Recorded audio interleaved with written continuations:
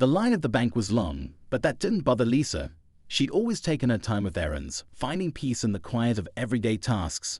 It was a Tuesday morning, and she was dressed in a simple black blazer and pencil skirt, looking every bit the part of a hard-working professional. She was there to take care of a small issue, something she thought would be quick and straightforward. But as she stood at the counter, waiting for her turn, she couldn't have known that the seemingly ordinary visit would change everything. When her turn came, she approached the counter with a polite smile. The bank teller, a young woman who looked like she had spent the morning gossiping with her coworkers, barely glanced up as Lisa placed her credit card on the counter. Lisa noticed the teller's attitude right away, dismissive, almost patronizing, but she tried to brush it off. There was no reason to let a stranger's bad mood ruin her day. However, what happened next was something Lisa would never forget. The teller picked up the card, her eyes flicking over the name and the details like she was inspecting a piece of trash. With a slight smirk, she grabbed the scissors from the drawer. "I'm sorry, ma'am, but your card has been declined," the teller said in a tone that Lisa could only describe as mocking. Lisa's brow furrowed. Declined? That couldn't be right. She had made sure her accounts were in order before leaving the house. Before Lisa could say anything, the teller snatched up the credit card with her fingers and, without warning, sliced it cleanly in half. The sound of the scissors cutting through the card echoed in the quiet bank, drawing the attention of a few customers nearby. Lisa stood frozen, her mind racing as she tried to process what had just happened. She opened her mouth to speak, but the words caught in her throat. How dare she? The teller didn't seem to care. Instead, she threw the 2 halves of the card onto the counter with a dramatic flourish and a flick of her wrist. "Guess you'll need to call customer service for that," she said, still with that sarcastic edge to her voice. "Good luck." Lisa's hands clenched into fists, but she remained calm, too calm. She had dealt with people like this before. People who saw her not as a person, but as someone to belittle. It was nothing new. But what she didn't expect was the overwhelming sense of anger that bubbled up inside her. She could feel her pulse quicken, her chest tighten with frustration.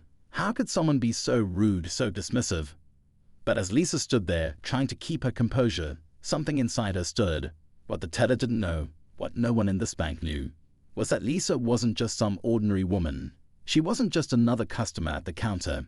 She was the new chief of operations for one of the largest corporations in the country, and she fought tooth and nail to get there. From the years spent working late nights to the constant battle against discrimination, Lisa had earned every bit of her success.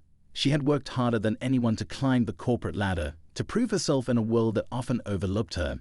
And now, here she was, standing in front of a petty bank teller who had just humiliated her. Lisa took a deep breath and forced a smile, her eyes cold and calculating. "I think you've made a mistake," she said, her voice steady despite the fire she could feel raging inside her. "You'll fix this." The teller, still oblivious, shrugged. "I'm just following procedures, ma'am. You'll have to call the number on the back of the card." Lisa's smile never wavered, but there was a dangerous gleam in her eyes. She had learned long ago that people like this didn't respond to kindness. They responded to power. And in this moment, she had all the power she needed. What the teller didn't know, and what Lisa didn't say, was that Lisa had a much bigger role to play in this world than she might have guessed. She was no longer a struggling employee trying to survive a broken system. She was the system now, the chief of operations, the one who called the shots. Before the teller could respond, Lisa picked up her phone and dialed the number for the bank's corporate office. The teller watched her, a smug look still painted on her face, thinking the conversation would go nowhere, but Lisa knew better. She was about to turn this entire situation on its head. "Hello, I need to speak with your supervisor," Lisa said calmly into the phone. She wasn't going to let this slide. Not today. The teller's eyes narrowed as she realized that something was happening. She could see it in Lisa's posture, the way she held herself like a woman who had long ago stopped taking anyone's nonsense. And then a shift. Something changed in the air. The woman who had been standing there so confidently, mocking Lisa just moments ago, was now the one who seemed unsure. The voice on the other end of the phone was professional, polite, not knowing that they were about to hear from someone far more important than they had anticipated. "How can I assist you today, ma'am?" the voice asked. Lisa took a deep breath. "I have a situation at the bank branch on 5th and Oak. I need you to fix it immediately." The teller's face turned pale as she realized who Lisa was talking to. The phone call was brief, but Lisa's words carried weight. The teller stood frozen, her smug attitude quickly fading into nervousness as she realized the gravity of the situation. Lisa wasn't just another customer. She was the one who held the power now. And that power was about to be put to the test. As Lisa hung up the phone, she turned to the teller, who was visibly sweating now. "I suggest you hold on to that attitude, because things are about to change for you. I'll be back." She said it so calmly, but the threat was clear. The teller could only stare as Lisa walked away, her heels clicking against the tile floor, leaving the scene behind. But this was just the beginning. The next day, Lisa arrived at the bank for a scheduled meeting with the branch manager. She had a purpose: to make sure this never happened again to anyone else. But what she didn't expect was the sight that greeted her as she entered the bank. The branch manager, a man in his mid-50s, was waiting for her in his office, looking uneasy. "Ms. Williams, I understand you had an issue yesterday with one of our employees," he began, his voice tentative. Lisa nodded, her eyes scanning the room. "That's right," she said, her tone sharp. "And it's not just about the card. It's about respect. I want to make sure that no one else has to go through what I did." The manager nodded quickly, eager to smooth things over. But Lisa wasn't done yet. She had a plan that would not only change the way the bank treated its customers, but send a message to anyone who thought they could get away with disrespecting her, or anyone else who dared to be different in this world. As Lisa spoke, outlining the steps she wanted to see taken to address the situation, a small part of her wondered just how far this would go. Would the teller be reprimanded? Would this be the last time someone would try to belittle her? Or would there be more battles to fight? Only time would tell. But one thing was certain: Lisa wasn't going to let this go. Not now, not ever. And as she left the bank that day, she couldn't help but smile at the thought of what was coming next. The teller had no idea what was in store for her, but Lisa did, and this was just the beginning. Stay tuned for the next part of the story, where the true power of Lisa's position is revealed, and the teller learns the hard way that you never know who you're dealing with until it's too late. The next day, Lisa returned to the bank. She had a purpose now, a mission that extended beyond simply addressing the issue with the teller. That morning, as she was getting ready, she had realized something important. This wasn't just about a small encounter. It was about respect. It was about the way people, especially women of color, were often treated in spaces where they were overlooked, undervalued, and made to feel small. Lisa had been quiet for too long, letting people like the teller think they could get away with things like this. But not anymore. As she walked into the bank, her heels clicking against the cold tile floor, a sense of calm confidence washed over her. She had made it this far in life by not backing down, by pushing forward even when people underestimated her. There was no way she was going to let this minor humiliation get the best of her. But as she entered the familiar lobby, something felt different. The air seemed thicker, the atmosphere charged with an unspoken tension. Lisa couldn't quite put her finger on it, but she could tell something was brewing. The bank manager, a man named Mr. Harris, had already been notified of her arrival. He had called her earlier that morning, a nervous tone in his voice, apologizing for the actions of his employee. But Lisa wasn't interested in his apologies. She was here to ensure that this kind of thing didn't happen again. To anyone. Mr. Harris was waiting for her in his office, his posture rigid as if he were anticipating the worst.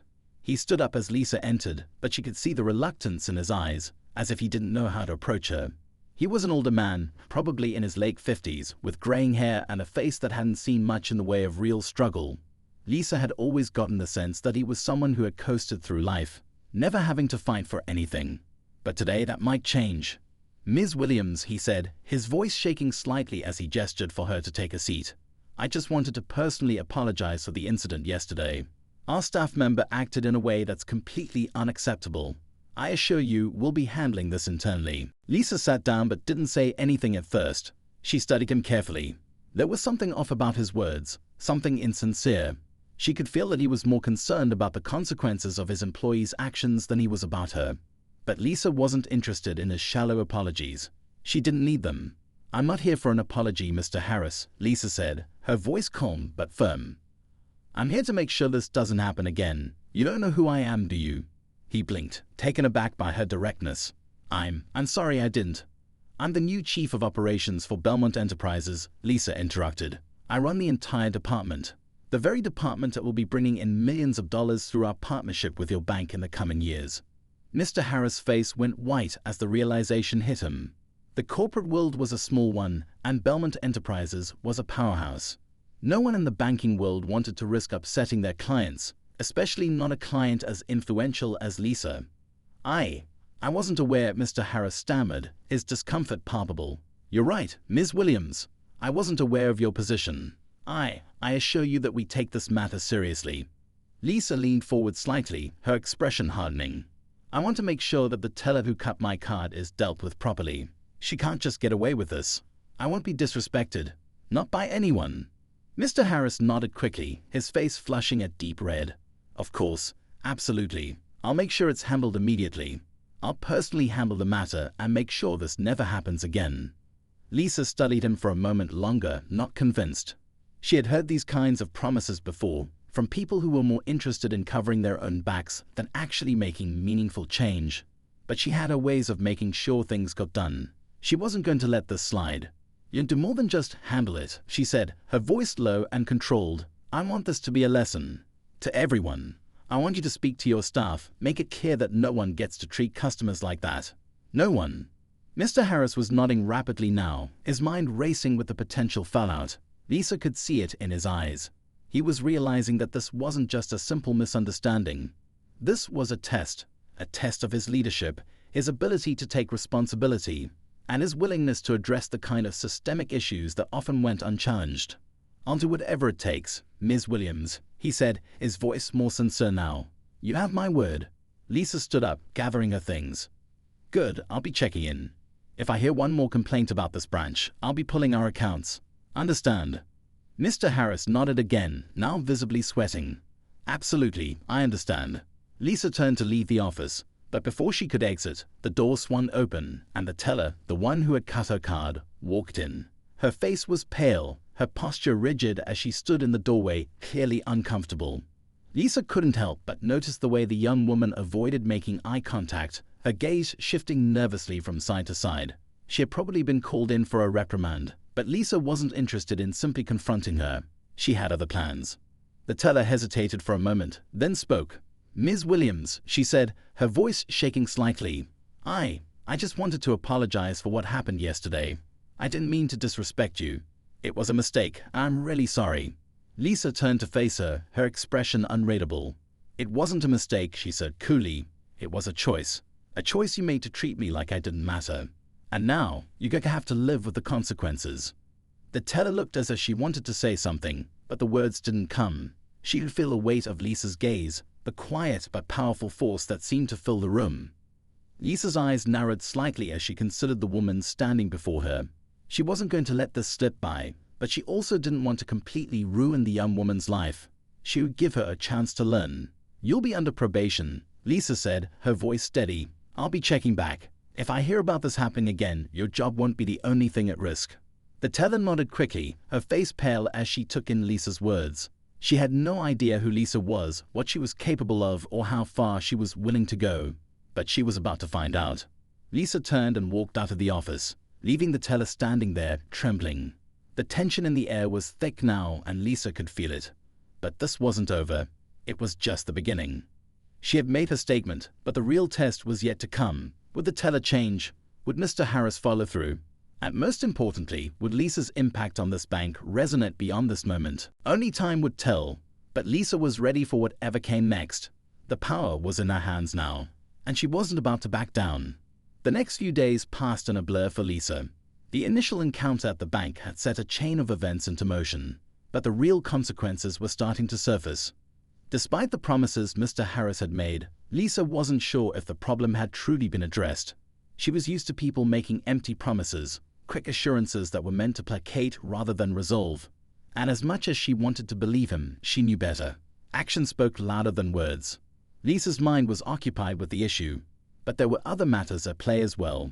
The tension at her company was palpable. She had recently been promoted to chief of operations, and not everyone was happy about it.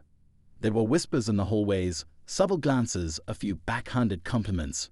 She had worked tirelessly to earn her position, but it hadn't been easy. In a world dominated by old systems, where the glass ceiling was more like a concrete barrier, a rise to power hadn't come without its challenges. But Lisa wasn't the type to back down, and she wasn't going to let anyone derail her now. That evening, as she sat in her office, going over spreadsheets and reports, she found herself staring at the email from the bank. Mr. Harris had followed up, offering another round of apologies. But his message felt hollow, almost desperate. He mentioned that the teller had been reprimanded, but there was no mention of any real consequences. Lisa's instincts told her that this wasn't enough. She had seen enough to know that sometimes people needed a push to really understand their actions. It wasn't just the teller she was concerned about anymore. It was the entire system. The culture of disrespect, the casual assumption that people like her could be treated as lesser, pushed aside when it was convenient. Lisa had experienced it countless times before, and in this moment she realized it wasn't just about her. It was about every woman of color who had ever been dismissed or belittled simply because of who they were.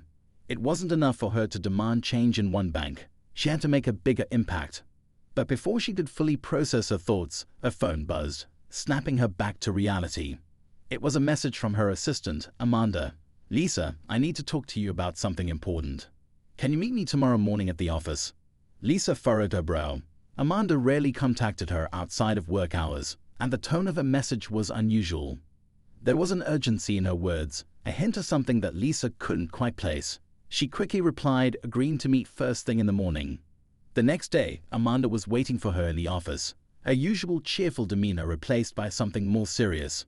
"I don't want to alarm you, but I think you need to know about something going on at the bank," she said, her voice low. Lisa raised an eyebrow. "What do you mean?" "I've been hearing rumors," Amanda continued, glancing around the office as if making sure no one was listening. "It's about the teller who cut your card. Apparently, she's not the only one with a problem. People are talking, and it's not just about her." Lisa's heart skipped a beat. "What are you saying?" "There's a group of employees at the bank who feel, well, let's just say they feel the way that Teller does," Amanda said, lowering her voice even further. "They think that people like you, people like us, don't belong in positions of power. They think we don't deserve to be in charge, and they're making plans." Lisa's eyes widened. "Making plans? What kind of plans?" "I don't know exactly," Amanda replied, her eyes flicking nervously to the door. "But I overheard something in the break room. It's not just about race. It's about class, too. They feel like there's this divide between people who've been in the industry forever and people who are coming in, shaking things up." Lisa was silent for a long moment, absorbing the gravity of what Amanda had just told her. She had known that there were people who resented her rise to power, but this was more than just typical office politics. This was something deeper, something darker. The realization hit her like a ton of bricks. It wasn't just about the teller anymore. This was about an entire system, an entire network of people who weren't willing to accept change. They didn't want someone like Lisa in charge, someone who defied their expectations. They wanted things to stay the way they were, with the same old power structures in place, and they were willing to do whatever it took to maintain that control. Amanda's voice broke through Lisa's thoughts. "I don't think you should go back to the bank. Not alone, at least. Something feels off about all of this." Lisa stood up, her mind racing. "I'm not backing down, Amanda. I'm not going to let them intimidate me, but I'll be careful." Amanda looked concerned, but she didn't press the issue. "Just be careful, Lisa. This is bigger than just the teller. There are more people involved." As Lisa walked out of the office, she couldn't shake the feeling that things were spiraling. Her own success, her position of power, it had made her a target. People who had never even met her, who didn't understand her worth, were plotting against her. They didn't want her to succeed. They didn't want to accept her as someone who could change the game. But Lisa wasn't the type to let fear dictate her actions. No one had ever handed her anything in life. She had fought for every inch she had gained. This was just another battle, another obstacle to overcome. The next day, she returned to the bank, this time with a new sense of purpose. She wasn't just going to confront the teller or Mr. Harris again. She was going to get to the root of this problem. She needed to understand who was behind the whispers, who was fueling this resentment. And she wasn't going to stop until she found them. When she arrived at the bank, she made her way straight to Mr. Harris' office. He was waiting for her, his face drawn with unease. "Ms. Williams," he said, trying his best to sound calm. "I wasn't expecting you so soon." "I need to speak with the teller," Lisa said, her voice cold. "The one who cut my card. Where is she?" Mr. Harris looked uncomfortable, shifting in his seat. "She's been reassigned. I thought it was best to move her to a different branch." Lisa's eyes narrowed. She wasn't buying it. Reassigned? After one meeting? That doesn't seem like proper discipline. I want to hear from her, and I need to know exactly what's going on here, what's really happening in this bank. Mr. Harris hesitated, clearly not prepared for the directness of Lisa's approach. But before he could respond, a voice interrupted them from the doorway. "There's something you should know. Ms. Williams," a familiar voice said. It was the teller, standing there with a look of discomfort on her face. Lisa's heart raced. The teller had come back. Why? What was she about to say? The teller stepped into the room hesitantly, her eyes darting between Lisa and Mr. Harris.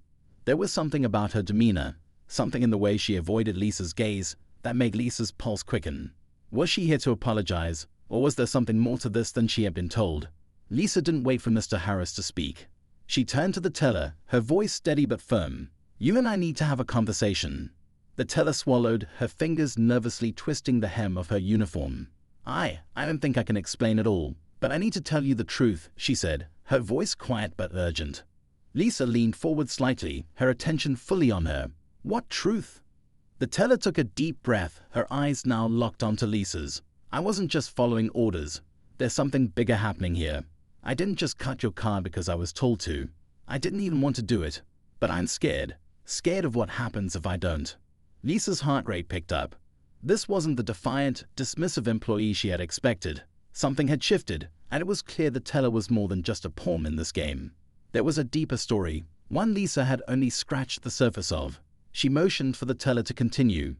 There's a group of us at the bank," the teller whispered, "employees who don't believe in what you represent.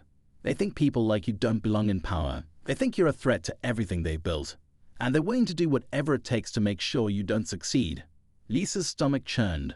She could feel the weight of the threat now, much heavier than it had seemed before. She had suspected it, but hearing it confirmed, straight from someone who had been part of it, made it all the more real. It wasn't just a few disgruntled employees. It was a network of people who had a clear agenda, and that agenda was to take her down. "What do you mean?" "Whatever it takes," Lisa asked, her voice barely above a whisper. The teller's gaze flickered nervously to the door, as if expecting someone to walk in at any moment. "I don't know all the details, but they've been planning something. They want to discredit you, make you look incompetent. And if that doesn't work, well, they talked about more extreme measures." Lisa felt a chill run down her spine. Extreme measures. What does that even mean? "I don't know exactly," the teller replied, her voice trembling. "But I do know they're trying to get to you. And they'll stop at nothing to make sure you fail." Lisa's mind raced. This was more than just a personal vendetta. It was a coordinated effort, a move to destroy everything she had worked for. But what was the end game? What was the true goal behind this? As much as she needed answers, she knew she was running out of time. She couldn't just stand by and let this happen. "I need to know who else is involved," Lisa said, her voice sharp. "Who else is part of this?" The teller shook her head. "I can't say for certain. But there's someone higher up, someone who's been orchestrating it all. They've been pulling the strings from the shadows. I thought Mr. Harris might know, but..." She faltered, glancing nervously at the bank manager. Mr. Harris shifted uncomfortably, his gaze flickering between them. "What's this all about, exactly?" he asked, his voice tight. "Are you accusing me of something?" Lisa's eyes didn't leave the teller. She wasn't going to let her focus slip now. "You know something, don't you?" The tension in the room was palpable, each person holding their breath, waiting for someone to make the next move. Lisa could see it in Mr. Harris' eyes. He was trying to stay calm, but there was a flicker of uncertainty in his gaze. The walls were closing in, and it was clear that everyone in the room was hiding something. But Lisa wasn't going to let them get away with it. "I'm not accusing anyone of anything," Lisa said slowly, her voice steady but intense. "But I'm going to find out the truth. I won't stop until I do."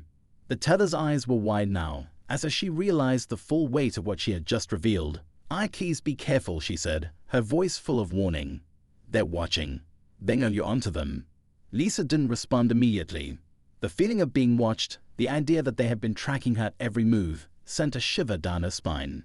She had known that there would be risks involved in her rise to power, but she hadn't imagined anything like this.